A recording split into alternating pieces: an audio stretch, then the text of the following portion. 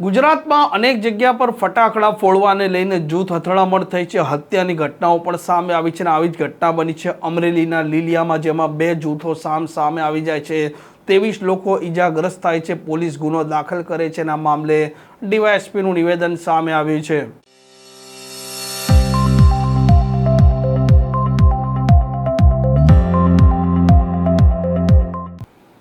નમસ્કાર, આપ જોઈ રહ્યા છો હોટલાઇન ન્યૂઝ અને હું છું આપની સાથે તોફિક ગાચી. ગુજરાતમાં જે પ્રકારે દિવાળીનો પર્વ હતો અને ઘણી એવી જગ્યા પર ફટાકડા ફોડવા જેવી નાની બાબતમાં જૂથ અથડામણ થઈ છે અને ગઈકાલે ફટાકડા ફોડવાની બાબતમાં જામનગરમાં એક યુવાન છે તેને રહીસી નાખ્યો હતો અને અમરેલીના લીલિયાના આ સરડી ગામમાં પણ ફટાકડા ફોડવાને લઈને બે જૂથો સામે આવી ગયા હતા અને ત્યાર પછી મામલો બીચકે છે.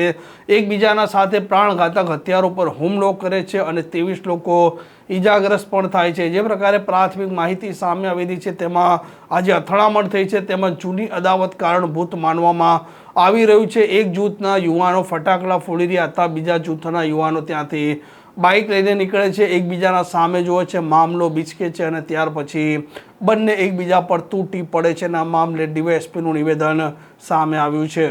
લીલિયા પોલીસ સ્ટેશન વિસ્તારના સરડી ગામે હાલમાં દિવાળીનો તહેવાર ચાલતો હોય અને ગામમાં તમામ લોકોની અવરજવર હોય, ફટાકડા ફોડતા હોય. એ દરમિયાન હાલના ફરિયાદી ભૂપતભાઈ જીવાભાઈ રામાણી કે જેમના ભત્રીજા અક્ષિલ અને તેના મિત્રો જ્યારે પસાર થઈ રહ્યા હતા ત્યારે સામા પક્ષે પાર્થ, અશોકભાઈ ઢેર અને અન્ય લોકો દ્વારા સામું જોવા બાબતમાં ગાળાગાળી કરી, ઝપાઝપી કરી.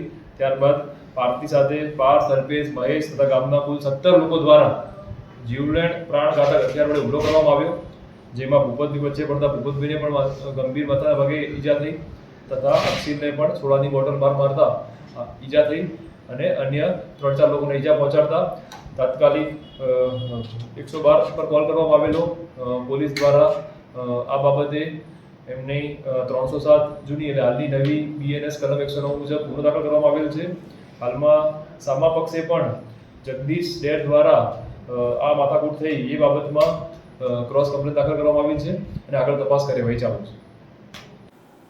ડીવાયએસપી ચિરાગ દેસાઈનું કહેવું છે કે એક જૂથ અને બંને જૂથ આમ ડીવાયએસપી ચિરાગ દેસાઈનું કહેવું છે કે બંને જૂથ છે, આ બંને જૂથ છે તે ફટાકડા ફોડવાને લઈને ઝઘડ્યા હતા. બંને જૂથે એકબીજાના સામે ગુનો પણ દાખલ કરાયો છે. આ મામલે ગુનો પણ દાખલ લીલિયાના પોલીસ સ્ટેશનમાં થઈ ચૂક્યો છે અને પોલીસે પણ તપાસનો ધમધમાટ આદર્યો છે. આ પ્રકારના સમાચાર પ્રકારના અહેવાલ માટે હોટલાઇન ન્યૂઝની આ ચેનલ જોવાનું અને સબસ્ક્રાઈબ કરવાનું ભૂલતા નહીં. નમસ્કાર. આવા પ્રકારના વિડીયો તમને જોવા ગમતા હોય તો હોટલાઇન ન્યૂઝ ચેનલને લાઇક, શેર અને સબસ્ક્રાઈબ કરો.